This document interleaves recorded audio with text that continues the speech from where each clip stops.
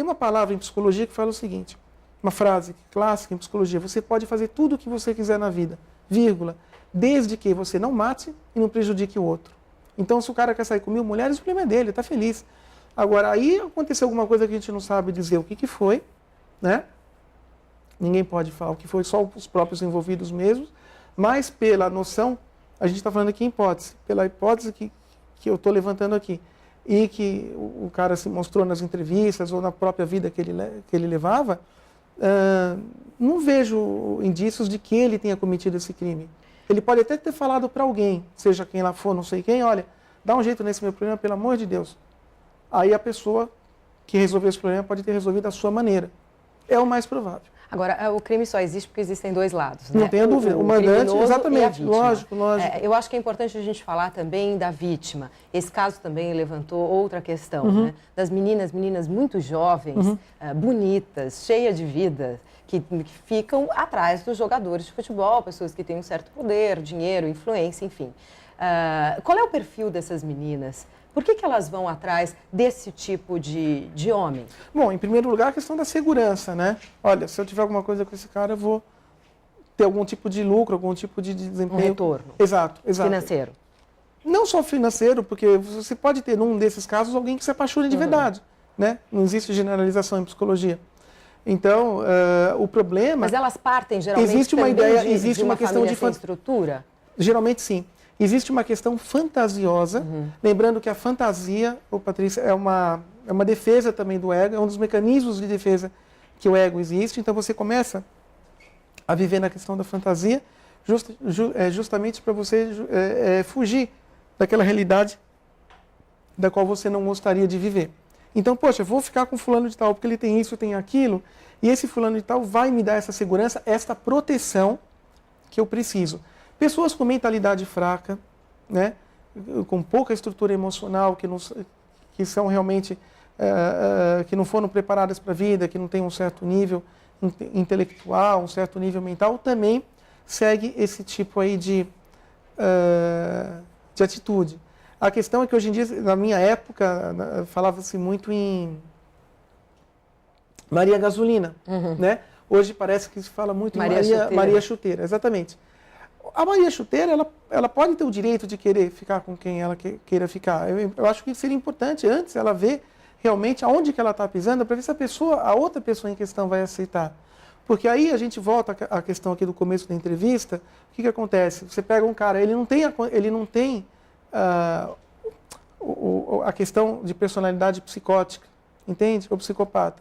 Mas ele não tem uma questão neurótica saudável, ele não sabe como lidar com aquilo. Então você fala, olha, fulano de tal, eu estou grávida, aquilo para o cara soa como uma bomba. Por quê? Porque ele não tem um discernimento normal e específico de lidar com aquela situação. Né? Então aí o que ocorre? Ele entra numa paranoia muito grande, ele entra num desespero muito grande, e aí nesse desespero muito grande ele pode pedir para algum eventual amigo, olha, me ajude nesse problema. Ele nem está sabendo o que está acontecendo.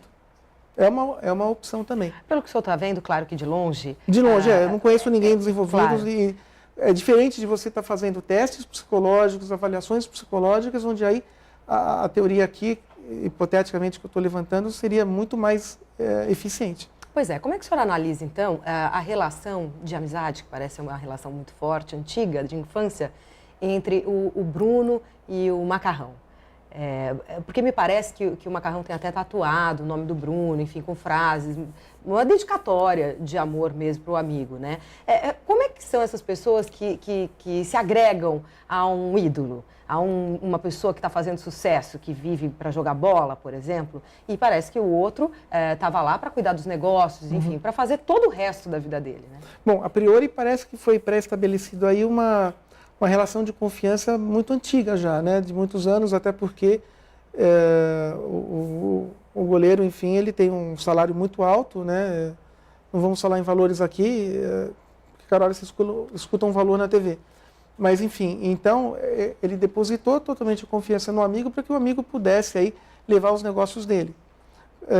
Isso pode ser dado por uma questão de confiança ou pode ser dado aquilo que eu te falei, a questão da frustração, por ele não ter a capacidade específica de dirigir o seu negócio. Deixa eu só abrir uma aspas aqui. Nos Estados Unidos, hoje, você pega profissionais de grande porte, não seja futebol lá não é tão cultuado como aqui, mas você pega todos os jogadores de basquete, tem o seu psicólogo, tá? E é obrigado a estudar na faculdade, porque senão ele não vai. Né? Eu acho que o Michael Jordan, que foi um dos melhores, sou fã número 1 dele, né? Eu acompanhava muito quando ele jogava, ele estudou na Universidade da Carolina do Norte, porque senão ele não poderia ser jogador de basquete. Por quê? Porque o cara encerra a carreira, ele tem um estudo, ele tem uma formação e tem todo o componente psicológico por trás de alguém orientando como fazer, para justamente não acontecer tudo isso que a gente vê por aí. Então, acho que aqui poderia ser feito alguma coisa nesse sentido, obrigando todos e quaisquer jogadores de futebol, porque hoje virou um negócio, é um marketing, é um entretenimento muito grande, é uma questão global, né, mundial isto, mas assim, obrigando o jogador a não só estudar e concluir os seus estudos, e não estudos que eu digo até o terceiro colegial, fazer a sua faculdade. Ter né? uma formação profissional. Lógico, porque do mesmo jeito que você tem uma grade de jogos lá nos Estados Unidos, beisebol, basquete, etc., você tem aqui a grade futebolística, dá para... Claro, você não vai fazer uma medicina. Quer dizer, então isso apesar pode de Sócrates ter sido jogador de futebol. Isso pode influenciar, isso pode contribuir para um acontecimento como esse, um crime como esse, porque a falta porque os nossos jogadores estão literalmente jogados, porque eles já vêm de uma formação capenga, né? Inclusive familiar, vêm de família sem estrutura, enfim, quando eles chegam no profissional, eles já estão formados. Sim. Até porque, quando chega lá no profissional, ele está formado dentro da sua atividade e dentro do talento. E esse goleiro, inclusive, é talentosíssimo. Né? O cara era um atleta, você via um cara bonito, um cara com presença, um cara com porte. Né? Enfim, e às vezes ele sai de um caminho. Agora, você falou em amigos. A questão de amizade é extremamente importante. Extremamente importante. Porque uma amizade ela pode te derrubar como ela pode te erguer. Então é muito importante, Patrícia, essa questão de amizade, né? Tentar conhecer os seus amigos, porque esses amigos que nasceram naquele mesmo lugar que você nasceu, têm as mesmas origens, alguns podem ser legais, outros não tanto. E justamente por essa deficiência de personalidade que as pessoas adquirem por não saber lidar com muito dinheiro, porque é muito dinheiro mesmo. Você vê cirurgião super consagrado, às vezes precisa de 6 meses para ganhar o que um jogador de futebol ganha em um mês. Não estou aqui menosprezando nem aumentando nada, só estou fazendo uma comparação. Né? E aí o que ocorre? A pessoa não sabe lidar com aquilo e pode disso partir para N rumos diferentes, com consequências aí trágicas. E aí sim você realmente pode ter situações aí desagradáveis como esta aqui, dessa moça aí que aconteceu.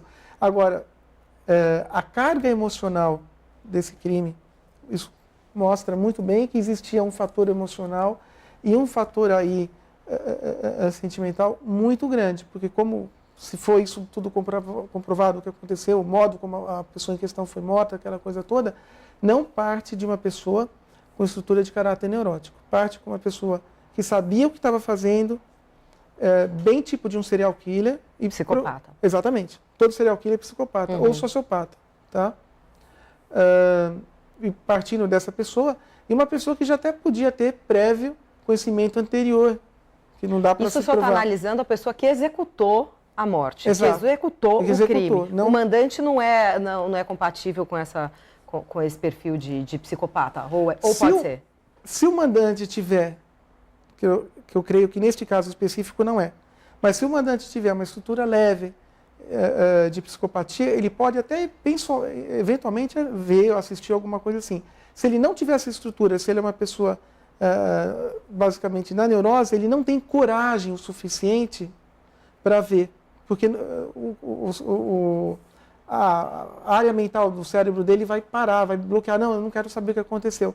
Olha, por favor, resolva o problema. Aí o cara fala, não, mandamos a moça para, sei lá quem, não estamos falando em nome, mas mandamos a moça, sei lá para o Uruguai, foi passear no Japão. Então o cara, opa, resolveu meus problemas. Alguém resolveu o problema que eu não poderia resolver, né? Então, é bem isso. No caso aqui, então existe a diferença do mandante e existe a diferença do executor.